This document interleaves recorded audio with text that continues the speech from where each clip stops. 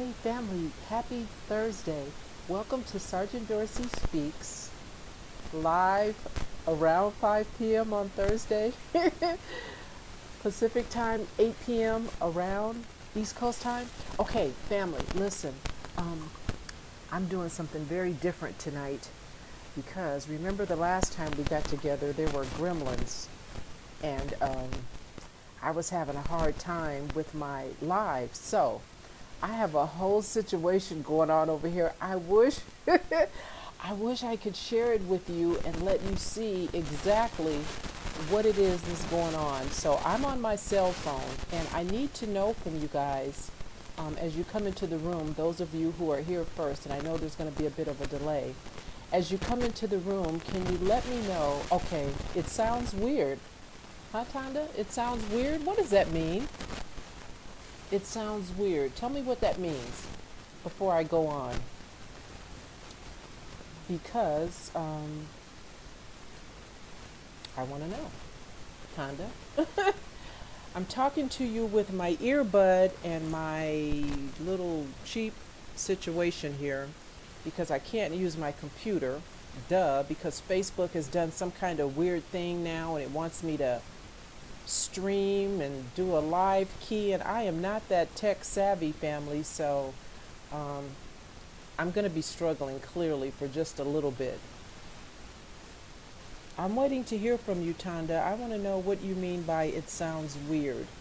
I want to know if it's clear. I want to know if it's a bit of a delay. In other words, is it streaming properly?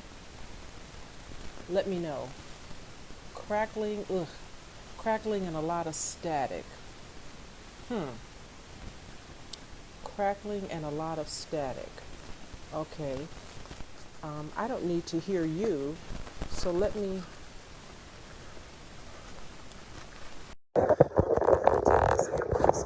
See if that changes things for you. I'm going to take the earpiece off because I don't need to. I'm not talking where I need to hear. Let me know if that's better. As you guys come into the room, let me know if the sound is better now before I get into a long, drawn-out situation, because if it's not better, then I'm going to have to do something different. So let me know. You can see me, Tonda, and there's no delay, so it's not buffering. Everything is okay from here. My voice, is my voice okay? Are you able to hear me okay? Before I get going, let me know.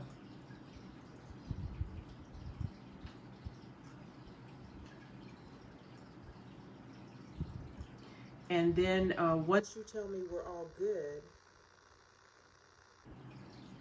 I'll share this on my other platforms. You can't hear me? How about now? Marie, you can't hear me. Ugh.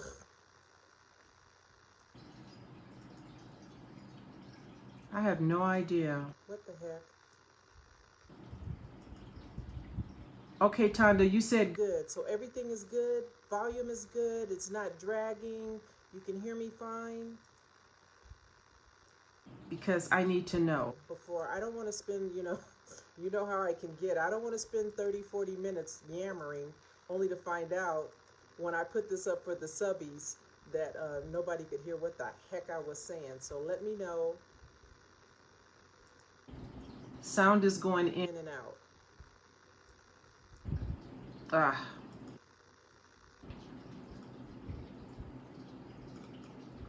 Okay. Let's put this thing in my hand. Doggone it. It goes in and out with the sound, is what you last said to me, Tonda. So I'm looking here as best I can to try to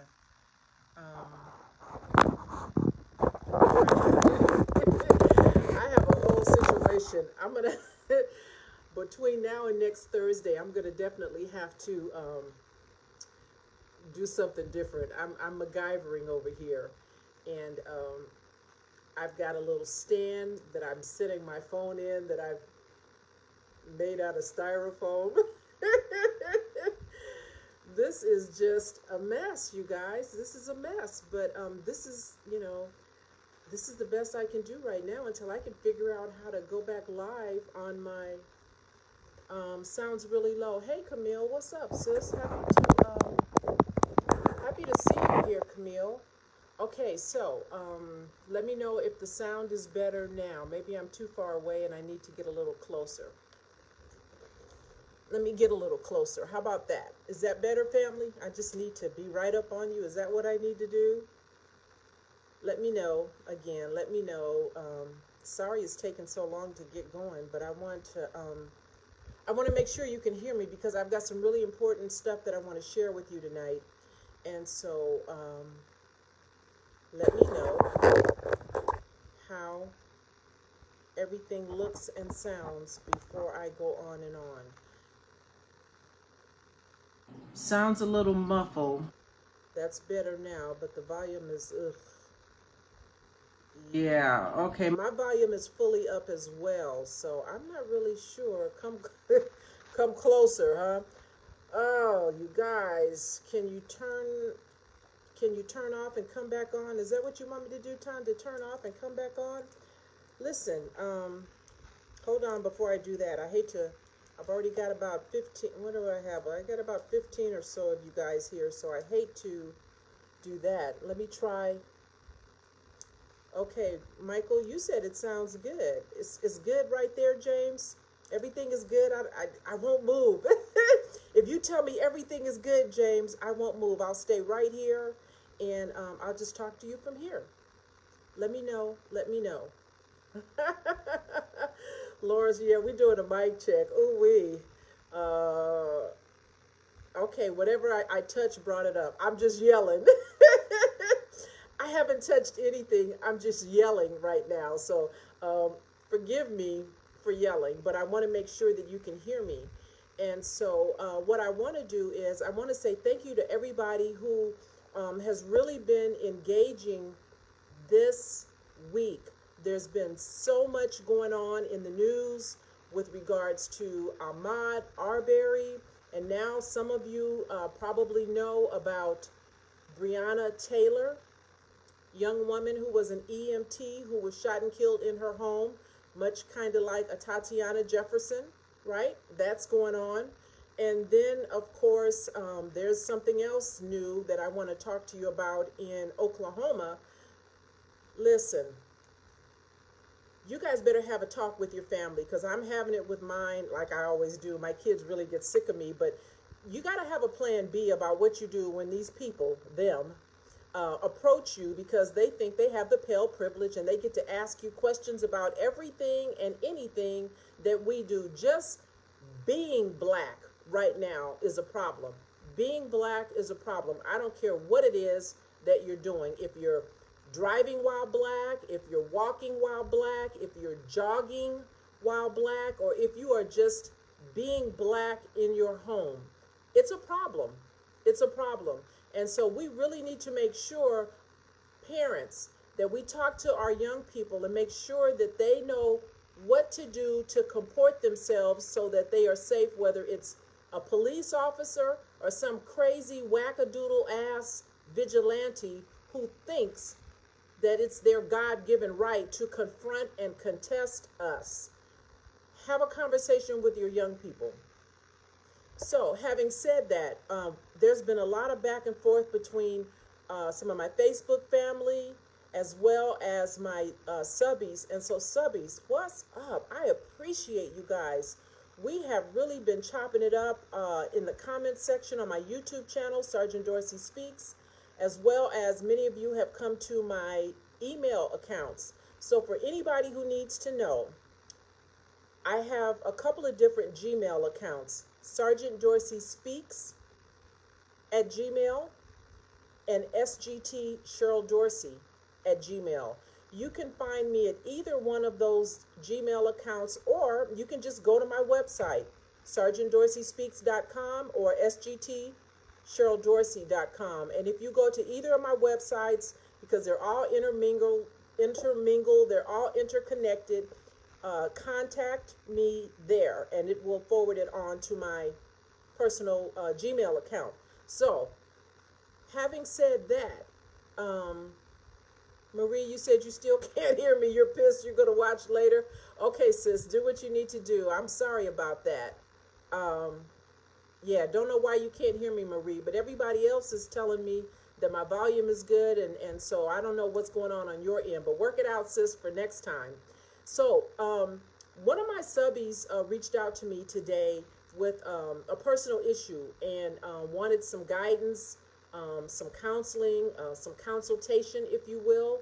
And so I just wanted to put this out there and let you know, anybody who has an issue, if you want, I'm not an attorney, but I am a TV police expert, right? So if you want to have a conversation, if you need some advice with regards to something that may be going on with you, with regards to the police in your particular community, and you just want to know best practices, what should you do, reach out to me on my website, reach out to me through my Gmail account, find me on YouTube, find me on Instagram, and let's set up a time where we can sit down and have a consultation. So if that interests you, if you have a need, you can reach out to me, and then we can set up some time where we can get together and talk about whatever it is that you want to ask Sergeant Dorsey about. Okay? So know that that exists and is available to you. Now, let me start off with a little update on the incident involving the LAPD officer over in Hollenbeck Division. Many of you have seen the video of the LAPD officer. His name is Frank Hernandez, and he decided to do a little street justice with a homeless man. Now, the homeless man's name is Richard Castillo, and Richard Castillo evidently was allowed to live, if you will, in some sort of a structure, and this officer, Frank Hernandez, and his female partner rolled up on him, and they were investigating a trespass, is what it's being called. And when you listen to the video that's out now, because now you can see and hear the audio version of that whole interaction, and I could talk just a whole segment about that. I'll do that another time in another place that I'm going to be setting up, where I can go into more detail and just really spend a lot of time talking about a specific issue, and that's going to be somewhere around this subscription service that I'm going to set up, and I'll tell you that as it's being closer to being finalized. It's being built right now by my business manager and guru beast, Travis. So thank you, Travis, for that. I'm going to have it set up where we can go and talk about some things outside of what I do here on Facebook and YouTube with you.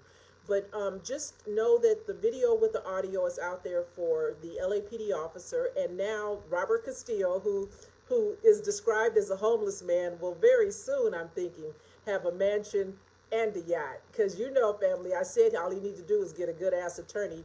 He took that ass whipping like a champ. He survived the police encounter, and now he's suing LAPD, and I'm sure that they are going to throw something at him. And listen, Richard, or anybody who knows Richard Castillo over in Boyle Heights, tell him, do not let LAPD lowball you. They got plenty of money.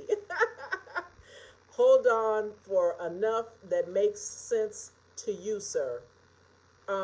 He's suing LAPD for the assault that happened back on April the 27th. And all of that went down while the female partner stood by and watched.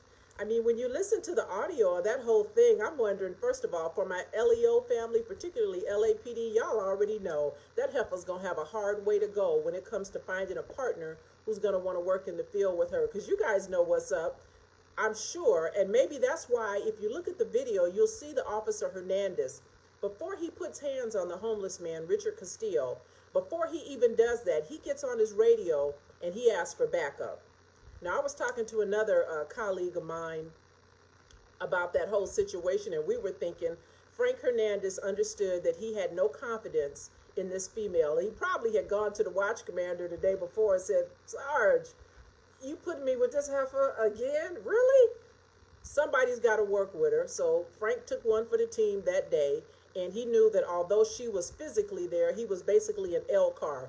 You guys know what I mean. A one-man unit. This heifer did nothing to assist her partner. Now, I'm not saying that what the partner did was right in assaulting Richard Castillo, but what I'm saying is she was no partner.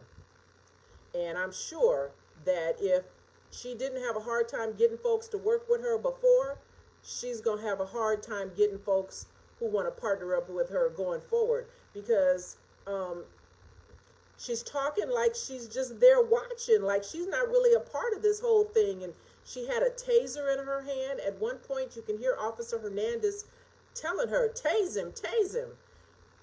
Tasing him probably would have been better than allowing her partner to just beat his ass unmercifully, but she didn't tase him. She's telling Richard Castillo in a very calm voice, I've got a taser. I'm going to taser you. And she never does. And she's just watching like she's a damn spectator. Well, she was a spectator, and she did nothing. She did nothing to assist her partner, nothing to even stop her partner from beating this guy up in the way that he did. And so I don't know if this heifer came out of the building. My colleague Ron said he saw 3 hash marks on the video. I couldn't really tell, me personally, if she had 3 hash marks. So 3 hash marks on the sleeve of an LAPD uniform means she's got at least 15 years. Now, that ain't 15 years in patrol, that's for damn sure, because she didn't even look like a patrol officer. She looked like somebody who just came out the building, got through moving paper around, counting damn paper clips, and didn't really know what to do. And so, yeah, maybe she did that because she wanted to save her own ass in saying I couldn't control my partner, I didn't want to get hit, or whatever she's saying. I don't know what she's saying, but what I do believe is that Chief Michael Moore is going to make an example of him, Frank Hernandez, who's been involved in 3 additional shootings in his 20-year career, and will probably just retire in lieu of termination, because it's going to take them a minute to get that administrative hearing and that border rights set up properly, and he'll have an opportunity to go ahead and hit the eject button before that happens. But anyway, so that's going on. There's a lawsuit now by the homeless man over in Boyle Heights, East LA, Richard Castillo. So that's that. Now, let me tell you about this situation going on over in Oklahoma right now. There's a brother by the name of, I think his name is Travis, let me see. Travis Miller is the brother's name. And I don't know exactly when this happened, but he went live on Facebook. So family, I'm guessing this is what you got to do now.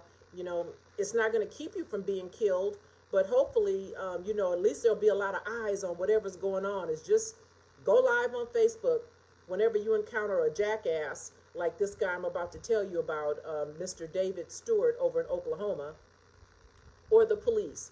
Just go live. So here's the deal. In Oklahoma, there's a brother man who's a delivery driver, and his name is Travis. What did I just say his name is? Travis Miller. He's a home appliance and furniture delivery driver. And what happened is he was driving through an area called Ashford Hills. So Oklahoma family, if you guys know where Ashford Hill is, I'd just like to see just a platoon of you guys, my brothers, suit up and just drive through, because the president of the HOA over there, his name is David Stewart. And I'm going to share with you a picture on my Facebook timeline of David Stewart, because listen, if these jackasses want to get involved in stuff and they want people to know who they are, then, sometimes you just got to give the people what they want, right? And so I want you to know what he looks like.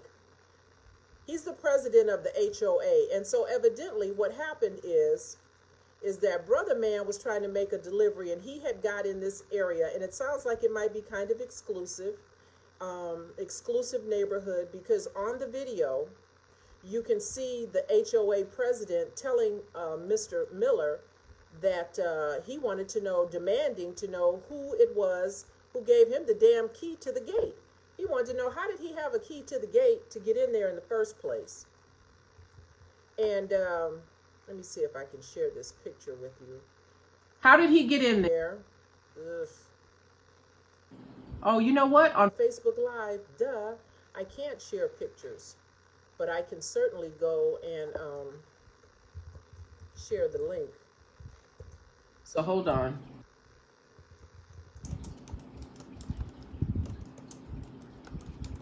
Hang on.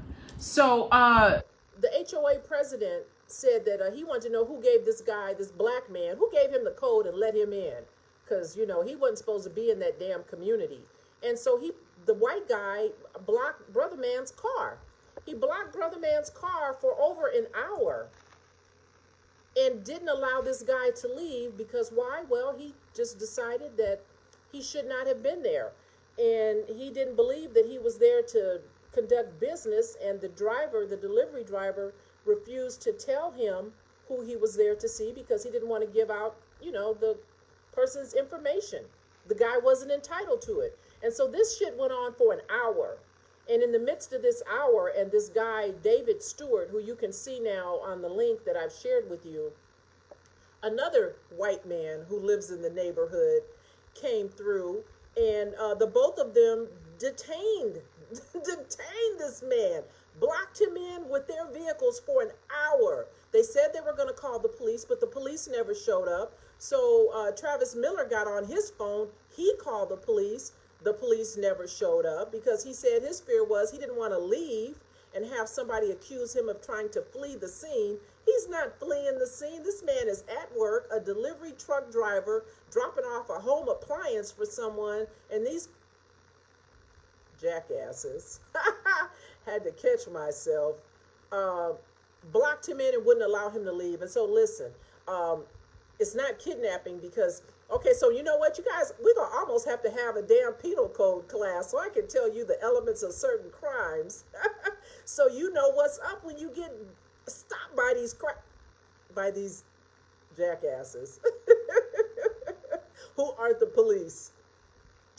Trespass, generally there's a sign or someone has told you to stay out or blah, blah, blah. Kidnapping, I can't say that they really kidnapped him because that you'd have to be moved from point A to point B, and the movement can just be 6 inches. You move my ass 6 inches against my will, you just kidnap me, okay? So we're going to have some law classes, family. And then, of course, unlawful detention, well, that would be a police officer, but at the very least, I guess this guy, this HOA president, could be maybe found guilty of, what's the term I was thinking of? Not kidnapping, but, holding him against his will. Somebody help me, type in a word, I'm having a senior moment. Detaining this guy unlawfully, they had no reason to hold him up. They wouldn't allow him to leave, and so clearly, a good attorney, Travis, if you can find one, ought to be able to come up with something.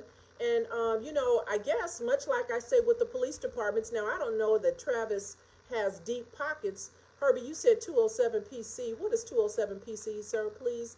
For the family that's on here with us, explain what 207 PC, A, B, and C section, how that relates. I don't know that Travis, I don't know that this David guy has any money, but if he's living in this exclusive neighborhood, shit, he better homestead or start looking for a prospective buyer.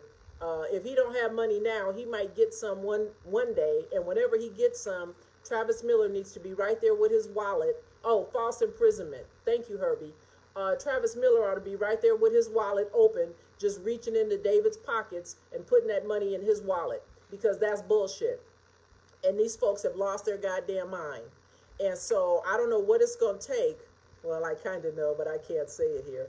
Herbie, not kidnap, because kidnap requires movement, but false imprisonment, that would be something that I think, could apply.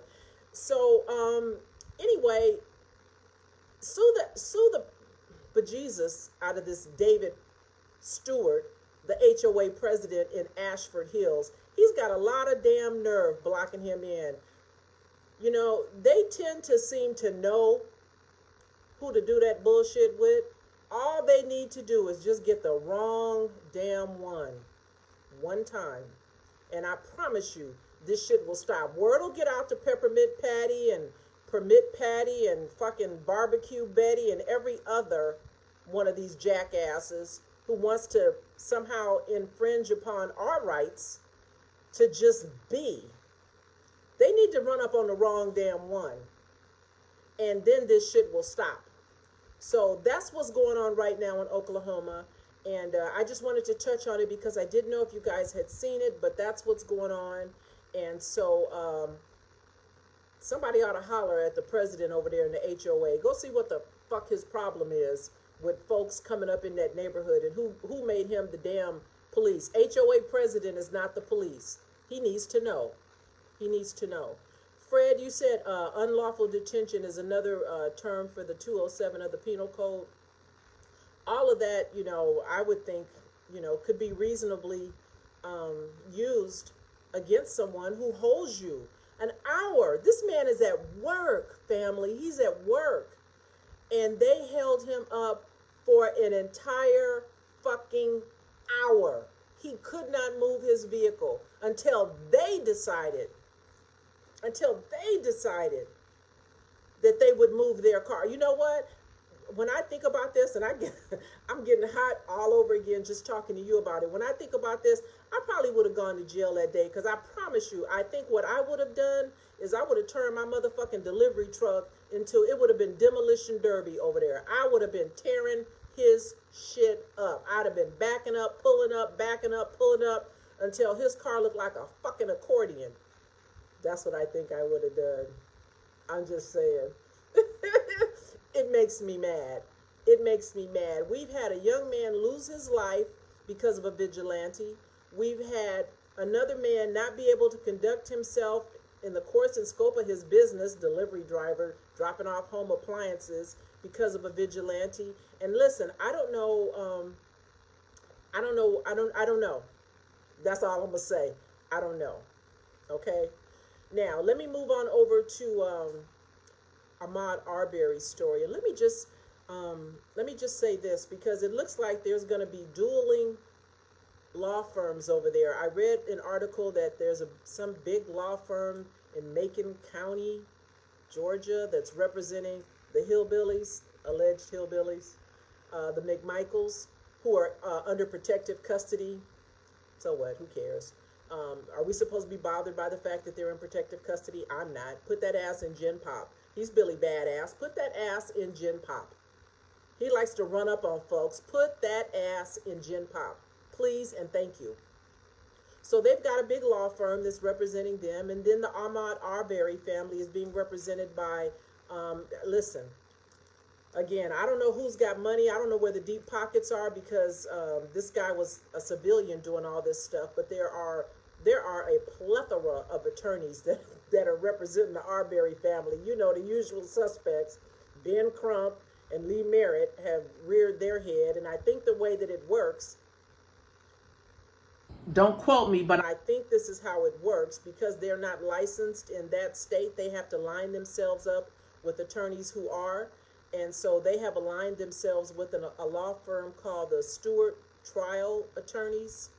And this is a big deal law firm, all black firm there in Georgia, I believe. And they have quite a reputation themselves. And so this Stewart Trial Attorneys are known for several civil rights cases that they've been involved in. And I'm going to share a little bit about cases that they've been previously involved in. One involves a $6.5 million settlement, and that was over in South Carolina for Walter Scott, the family of Walter Scott. Remember, Walter Scott is the man who jumped out of his Mercedes after he was stopped for not having a third tail light properly illuminated by Michael Schlager, the cop. And Michael Schlager didn't have the stamina or fucking discipline to catch Walter Scott, who was running and not even at a good clip. So he shot him in the back 8 times and then tried to lie and say Walter Scott had taken his taser, and we know that that was a lie because there was someone recording it. Well, this law firm got $6.5 million for the family of Walter Scott. And then they also represented the family of Alton Sterling, who was killed over in Baton Rouge. Same law firm. They described that as the highest profile civil rights death case over in Baton Rouge, Louisiana. And so, you know, it sounds like the Stewart trial attorneys are the wrong one. They are representing the Arbery family along with Benjamin Crump and Ben Crump and Lee Merritt. So again, they're going to have to get a whole lot of millions of dollars to divide that money up between all these attorneys. I'm just saying. I hope there's a little bit left over for for the Ahmaud family, because you guys know when these attorneys jump in, you know, they're going to get theirs, whatever that is. So that's what's going on. The law firm representing the McMichael clan is Frank and Laura Hogue, Hogue. That's a husband and wife criminal defense team. And so I'm sure, you know, they probably are not cheap. And, you know, one thing about that group is, you know, they will support one another, and they'll set up a GoFundMe, and they'll collect millions of dollars to help them, you know, put on a proper defense. So I hope that whoever is representing the prosecution side, I hope they bring their A team, and I hope that they get justice for Ahmaud Arbery's family. And so let me just say this, because there's some stuff going on behind the scenes with a relationship between McMichael as a senior, an investigator in the DA's office, and that DA, I think her name is Jackie Johnson. There's some stuff going on.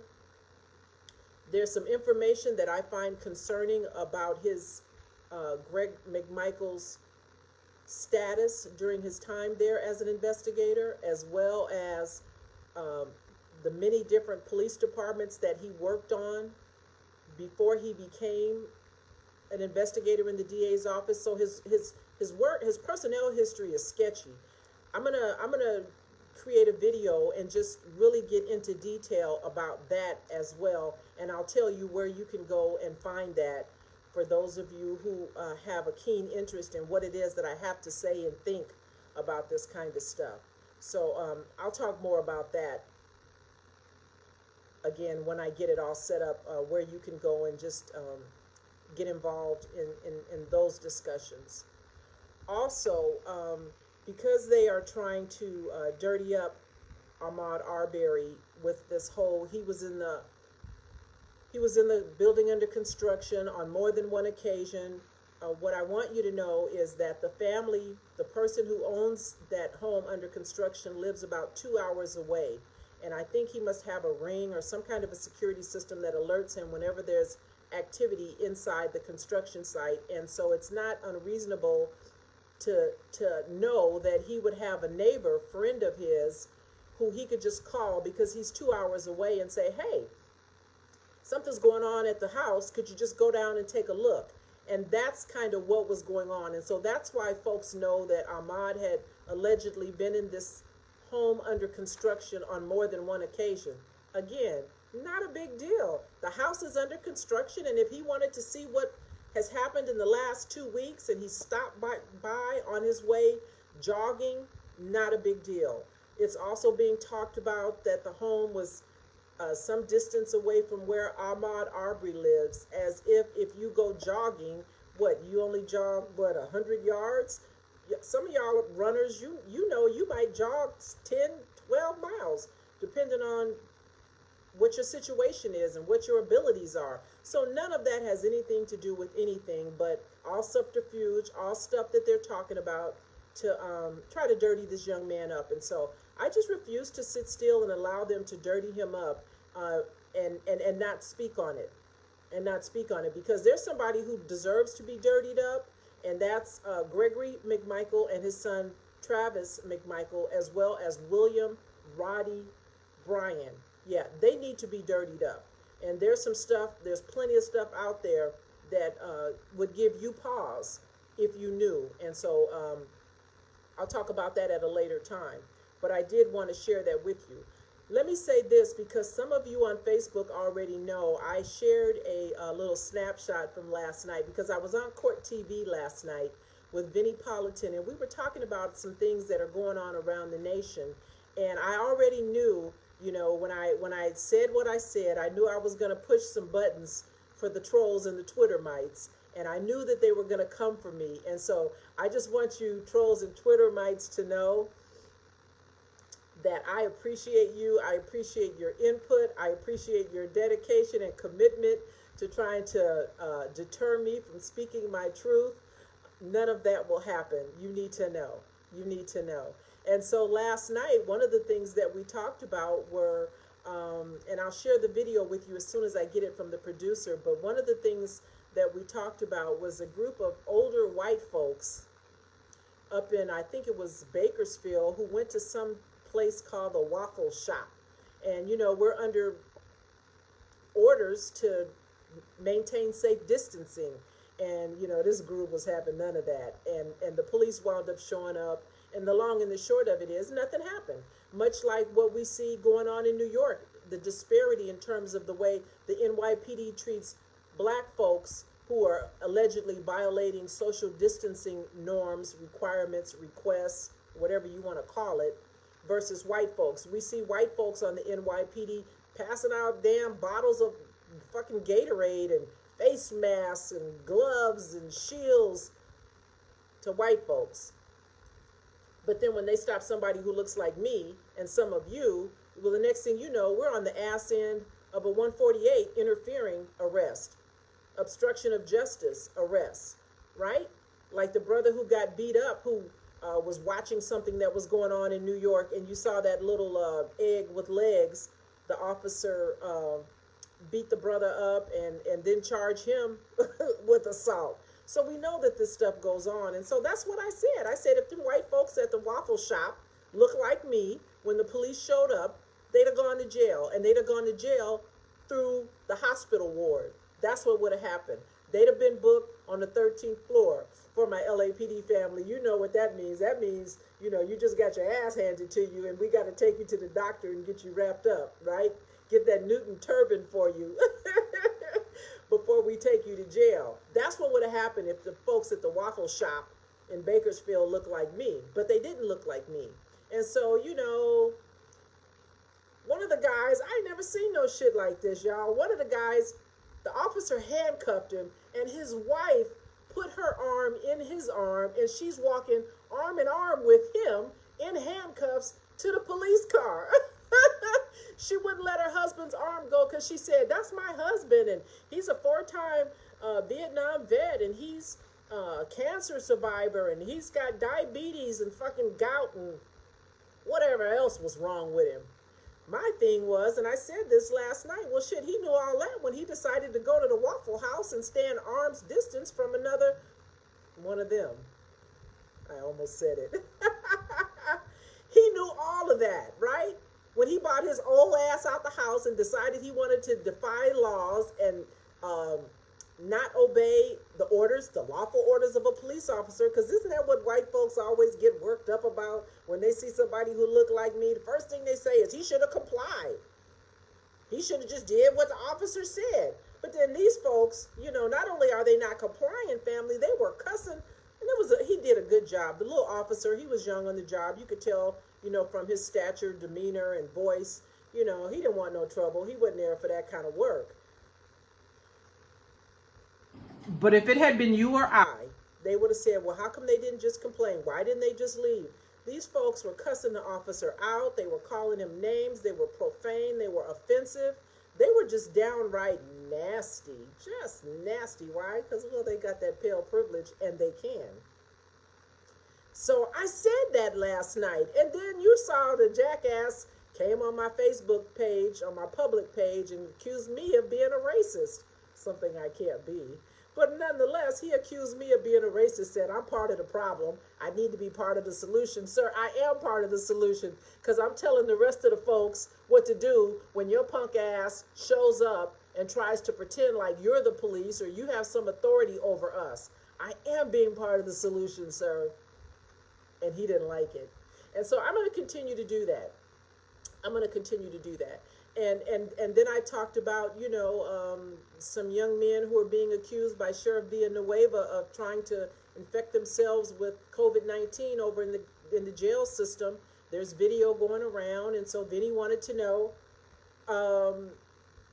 what could they do in the jail to prevent, you know, these young men from, they were sharing face masks and they were drinking hot water out of some container, all from the same cup. It's just crazy that they would even do that, and I don't even know if you could really give yourself the coronavirus, but that's what they're accusing these inmates of doing. And so my response was, Well, maybe they've been watching TV, and when you're rich, when you're white, and you're well connected, like Manafort or um, Michael Avenatti, who got out of jail because of COVID, right?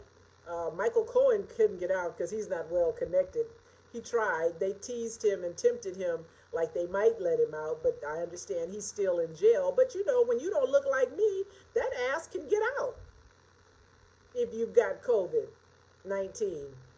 When you look like the people over at Sheriff Villanueva's jail, my brown brothers, not so much. And I said that. I said if you look like them, chances are you won't get out. So here, I'm a racist because everything I said was, had racial overtones to it. Sir, I just speak, I just speak the truth. I just say what you guys do.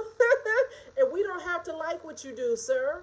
We don't have to like it. And so anytime I see something that I don't like being done by somebody who doesn't look like me to someone who looks like me, if I take offense with it, I'm going to speak on it. And that's what I did last night.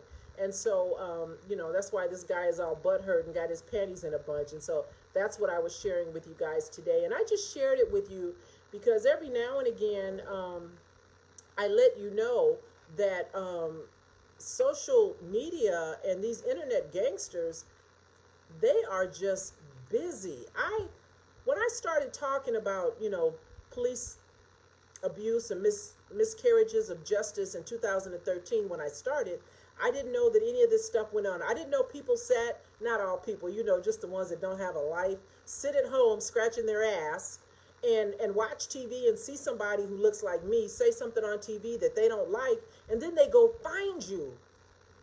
I had no idea that that was even a thing. I didn't know that people would actually come find me. I was prepared then and now, but I didn't know that it was a real thing. And so every now and then, if you see me get a little testy, if you see me get a little feisty, it's because on that day, I've had a fucking enough. I've had a fucking enough. And so many times I don't say anything because I know that the trolls like it when I engage them. When I do, in the past, when I have engaged, shit goes on for 2 or 3 days. I had a guy, you remember Little John on Twitter? This fucker, he'd be he'd be tweeting to me 2 or 3 days nonstop if I responded back. And so I just got to the point where I don't respond back. I just block and delete.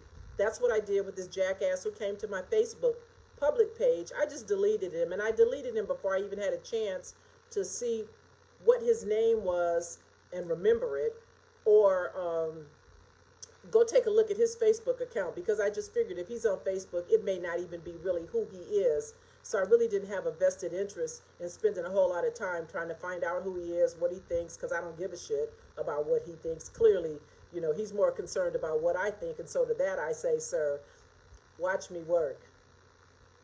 Watch me work. But I do get tired. I do have a limit. And, every now and again, I might strike out. So if you hear me strike out, that's what that's all about. Now, let me talk about this EMT young woman by the name of Breonna Taylor over in Louisville. Breonna Taylor was in her home, and there hasn't been much about it, sort of like Ahmaud Arbery's situation, because Ahmaud's situation happened back in February, and we didn't hear much about it because of the whole COVID-19 thing that's been dominating the news, as well as, the asswipe in chief who, comes on TV every day and says stupid shit that causes the media to just repeat that over and over and over on a loop. So we didn't hear much about Ahmaud Arbery until his family could get some traction. And so now, same thing is true of the case with Breonna Taylor. It's starting to get traction. People are starting to know about it and are talking about it. And so hashtag Run with Mod, hashtag Stand with Breonna. And the usual suspects are representing the family of Breonna Taylor too. So anyway, just thought I'd share that with you. And so I'm just hoping, since the usual suspects, they're all over the place. They're representing Breonna Taylor's family because, after all, it's going to be some deep pockets to be had over there on that police department. This was a no-knock warrant. You've heard me talk about no-knock warrants before, where Police officers, rightly or wrongly, sometimes they make this shit up and they allege that they don't want to have to announce their presence before they just kick in the door. Thus, no knock. They just kick in the damn door because they'll say that, there's a likelihood that the person could be armed and officers don't want to be injured, or they say that they don't want anyone to destroy evidence, usually narcotics, so they seek and get and obtain a no-knock warrant. That's what happened at the home of Breonna Taylor. Problem is, it was the wrong damn house. Now, I don't know what these police departments are doing, and I guess it's going to take a few more lawsuits in order to get their attention, because certainly there should be plenty of due diligence, background work done before a police officer gets a no-knock warrant or any kind of search warrant on the LAPD. And listen, I get everybody ain't LAPD. I get that.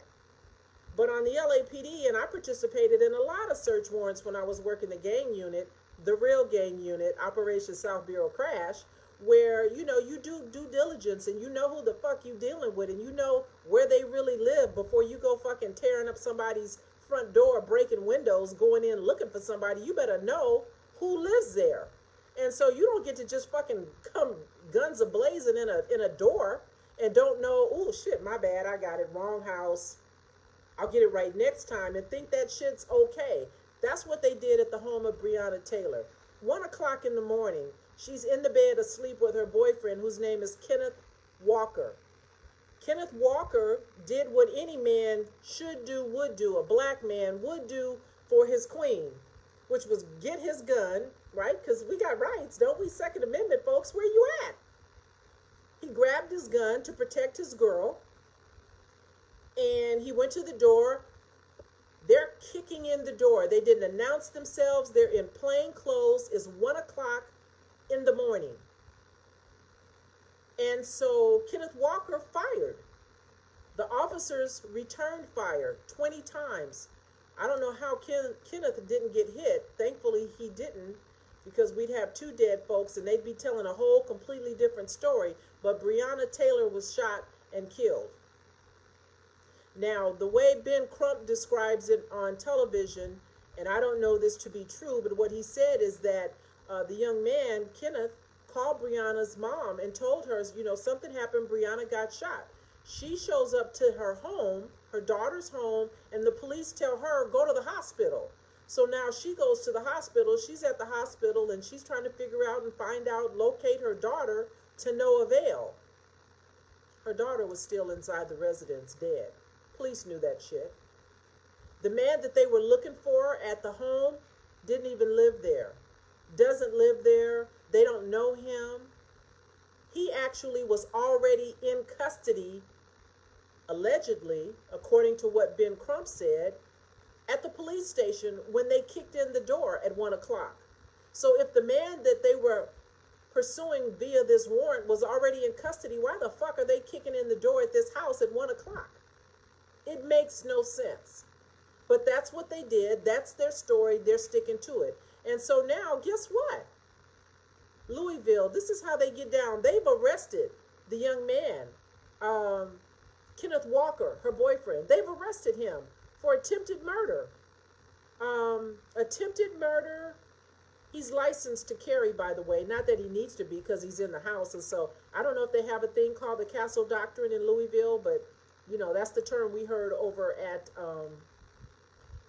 the home of Tatiana Jefferson. Castle Doctrine means you get to protect yourself and possess a gun in your home to protect yourself. You can do that, unless you look like me and some of you, right? Because then the police gonna come in and kill you and then charge you for shooting back. That's what happened. So Kenneth Walker has been arrested for attempted murder on a police officer. Last I saw, Kenneth Walker was still in jail. He went to court on Saturday and had to plead not guilty. Last I read, so this is just really upsetting, family. And I hope you guys, as you hear this and you hear the police department that's involved, that you will reach out on behalf of this family like everyone did on behalf of Ahmaud Arbery's family. Reach out to this police agency and find out what the fuck are they doing over there with Kenneth Walker. Why is he still in jail? Why was he even arrested and charged with attempted murder?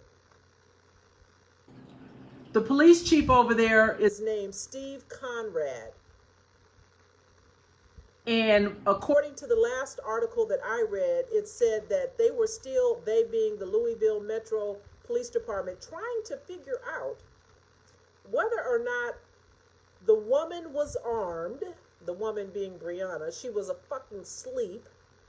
But they're trying to figure out in their investigation whether or not she was armed, and as well as what her involvement is with the narcotics investigation.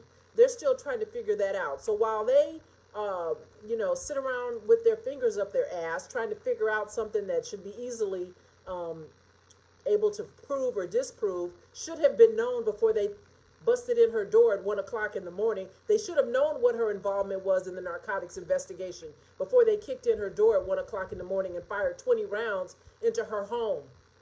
Chief Steve Conrad, the fuck you doing over there, sir? So now, after the fact, this woman is dead. They've arrested her boyfriend. He's in jail, being subjected to Lord knows what, because you know what could happen to you in jail. We don't want to hear tomorrow that the brother hung himself and have them try to convince us somehow that he was distraught over this charge and he hung himself.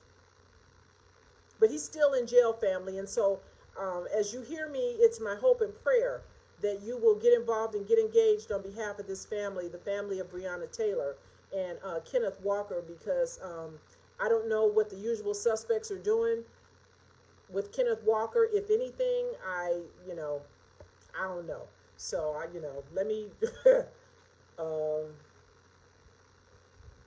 okay, James, you said there's a petition, Justice for Breonna, and you shared the link. Thank you for that. I appreciate that. But in addition to the petition, because listen, they'll get the signatures and they'll take them somewhere.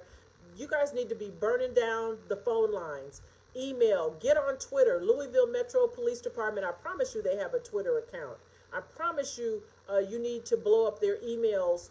The police chief, he's got a Twitter account. If you don't have a Twitter account, you need to create one just for this reason and this reason alone, so that you can tweet to the police chief over there in Louisville, Chief Steve Conrad. Yeah, Chief Steve Conrad on the Louisville Metro Police Department. Email, write letters, make phone calls. And everybody who does that, have 5 friends do the same thing. Go to their Facebook page, I'm sure, because again, everybody's on Facebook. Louisville Metro Police Department has a Facebook page. Blow up their Facebook page. Figure out which district attorney over there is representing or is charging this young man, Kenneth Walker, with attempted murder for defending his home, and find out why that is and how that could still be at this late date. This didn't just happen. This happened some time ago. We're just now hearing about it because bullshit's been dominating the news. So while you guys are, being distracted by shiny objects and, stupid shit little Tink Tink is saying, there's other stuff going on, family, behind the scenes that you really need to focus and pay attention to. And so having said that, let me just say this real quick, because I try not to get political. We were talking about this on my Facebook page. Subbies, chime in if you want to. But, I know that Joe Biden has made a promise of a black, well, not a black female, but a female vice president pick. And everybody is looking for either Kamala Harris, Stacey Abrams, or Val Demings as one of the 3, if he's going to pick a black, or there's talk of Elizabeth Warren, Amy Klobuchar, and Governor Whitmer, I think in Detroit or Chicago, wherever she is, as possible female picks. So here's what I said, and I'm going to say it again here. I think Joe Biden needs to apologize to everybody for saying that stupid shit too early and pick Cuomo. And I say Cuomo, and I don't even know if Cuomo really wants to do it, because he said he doesn't. Said he's happy being the governor. But of course, they always say they don't want a job until you offer them a job. But I just say pick Cuomo. And here's why, family, because I promise you, if the ticket is Biden-Cuomo, Tink Tink is going to lose his shit. He hates the both of them. He's already said to his little campaign manager, allegedly, and was threatening to sue his campaign manager because he said, I can't lose to fucking Joe. So you could imagine if he lost to fucking Joe and Andrew, he would lose his shit. And listen, family, I can't wait for the transition. When he loses, I'm praying everybody votes. I'm hoping you guys do not stand on principle on this one. We need to win. Folks are dying. We are almost at, I think we're over 80,000 Americans who have died from this coronavirus, and it's purported that by August we could be up to 140,000 dead folks because of coronavirus. This is not the time to play. I say let's get a winning ticket, and I think that Cuomo, Biden together could be that. That's just me. I also think that if, women need to be, made to feel good, appoint a fucking woman in every position you can think of. Supreme Court is going to open up pretty soon. You guys pray with me for RBG. She is a trooper. She's hanging on. She's holding on. And I don't think she can last another 4 years. I pray that she can. I don't want her to have to, if she can't, another 4 years, so that there isn't a vacancy. Because I think if this jackass gets 4 more years, he will stack the Supreme Court with nothing but conservatives. And I promise you, the Supreme Court of the United States is reason alone for everybody to vote. A conservative, majority conservative, they're already majority, but if it was totally conservative, which could happen in the next 4 years, it'll affect not only our grandchildren, but our great-grandchildren. And so there is much work to be done. Put Kamala Harris on the Supreme Court. Make her the AG. There's all kind of places. Make Val Demings the AG. Kamala Harris on the Supreme Court. Put women in every other position if you want to, Joe, but we need a winning ticket. And so that's what I think about that, family. We had some discussions, lively ones, on my Facebook page about it. I don't really want to discuss it. That's just what I think. And if you don't agree with me, you don't agree with me. That's all good. I'm vote blue no matter who. So really, for me, I'm going to vote blue no matter who. But I do see a lot of folks on Facebook saying that they're not going to vote for Joe because, he doesn't have a black agenda. Well, does Trump have a black agenda? Because if you don't vote for Joe, you're voting for Trump. I'm just saying. So this is not the time to stand on principle. We need to get this jackass out the White House. So having said that, having spent the better part of almost an hour with you, family, I'm going to close with, for those of you who are new, all of my new subbies who have been subscribing and letting me know that you're new, letting me know that you're just hearing about me and learning about my channel on YouTube. Thank you so much. Hashtag tell a friend. For those of you who haven't subscribed to Sergeant Dorsey Speaks YouTube channel because you're on Facebook, I would appreciate your support. Go over and log on, create an account, subscribe, follow, tell a friend.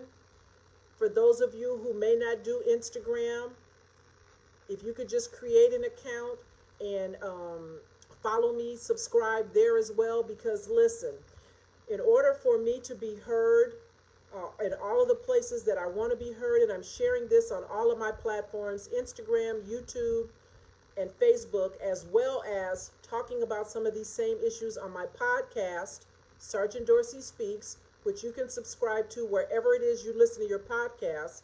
In order for me to amplify this message, and I know a lot of you think that it's an important message that needs to be heard because that's what you're telling me, then I need you to subscribe and bring others, because numbers provide opportunities.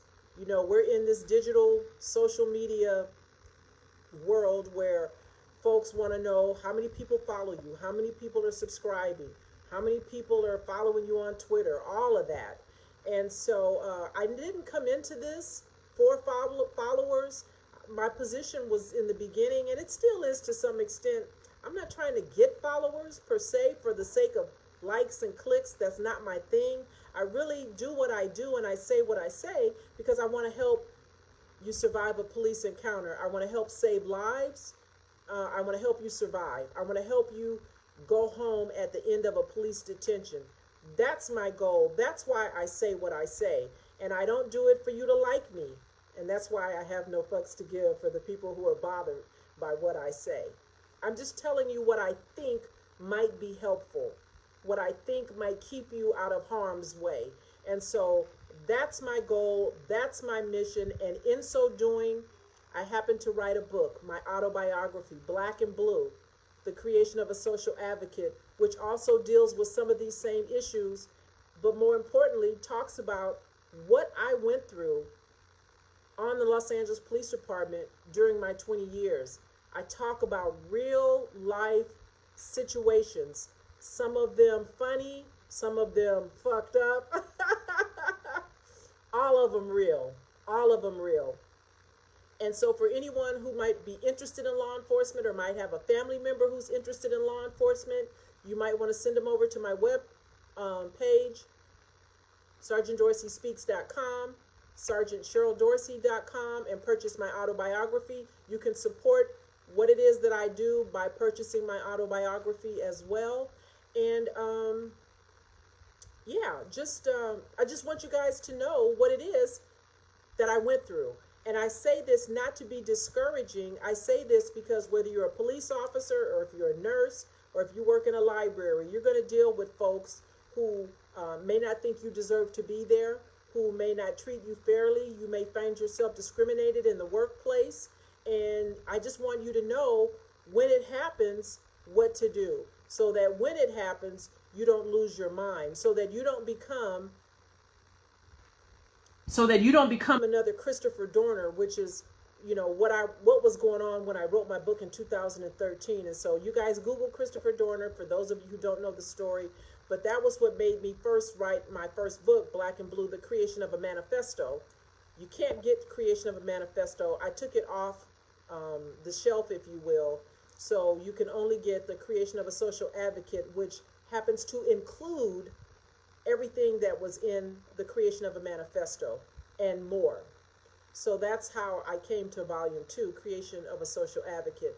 But I just wanted people to know, you know, what Christopher Dorner had gone through, because I know that there was a Christopher Dorner before Christopher Dorner. And for those of you that are on LAPD who worked during the time that I did, when I say this name, you know exactly what I'm talking about. Fred Nichols, right? Fred Nichols. And so listen, you can be a Fred Nichols as a police officer, as a construction worker, as a hospital worker. And I just want you to know what to do when you find yourself in a situation where you're being treated in a way that you think is unfair, disparate, and you don't like it. I want you to know what to do. I don't want you to lose your shit. I don't want you to do what Fred Nichols did. I don't want you to do what Christopher Dorner did. I want you to survive. I want you to make it to the end. I want you to do what I did, make it to the end of that career, the finish line. I am so blessed and thankful that I have been able to enjoy a pension, a lifetime pension that I get from the city of LA, because I did not buy into the bullshit, because I did not bleed blue, because I joined the LAPD because I just needed a good job. I had bills, responsibilities. I was a mom going through a divorce, and I need benefits. That's why I joined the Los Angeles Police Department. And I stayed till I got to the finish line so that I could get that thing that I came for, which was a lifetime pension. So I just want you guys to know how you do that, how you navigate. And that was my purpose for writing the book. That's my purpose for coming to you guys every week. And we'll continue to do this. So until next time, family. Oh, let me say this. Thanks for, who's that clapping? Ralson? I don't want to mispronounce your name. Thanks for clapping. Let me just say this as I go out the door, because in addition to the subbies who have been so generous, so kind, and those of you on Facebook, I want to say thank you, thank you. I have acknowledged you in the places where I can with regards to your supporting and your donations, all of that. I have a Venmo, a CashApp, Sergeant Dorsey Speaks, as well as a PayPal account, Sergeant Cheryl Dorsey. And so for those of you who have been stopping by there, I want you to know how very much I appreciate you, and thank you, thank you, thank you. So family, listen, that's it for now. Until next time, for real, I'm going to go now. Be good and be safe.